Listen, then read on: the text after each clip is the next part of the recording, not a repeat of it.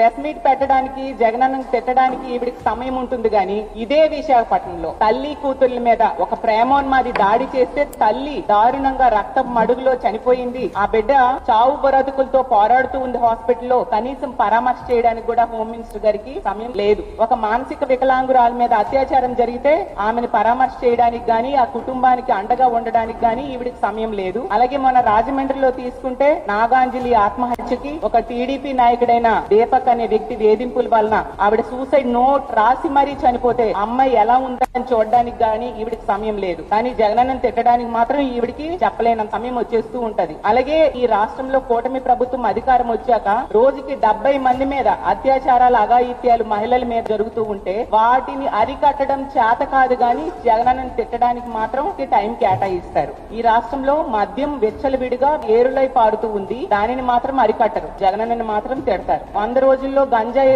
అరికడతామని చెప్పి ఈ రోజు గంజాయి విచ్చలవిడిగా ఈమె నివాసం ఉంటున్న విశాఖపట్నంలో పెంపకం జరుగుతుంది. దాన్ని అరికట్టడం చేత కాదు గాని జగనన్నను తిట్టడానికి మాత్రం హోమ్ మినిస్టర్ గారు ముందుగా వస్తారు. అందుకే ఆ హోమ్ మినిస్టర్ గా ఆవిడ పూర్తిగా విఫలమైందని మరీ చెప్తూ ఉన్నాం. ఆవిడ ఒక పాయకరావుపేట ఎమ్మెల్యే మాత్రమే.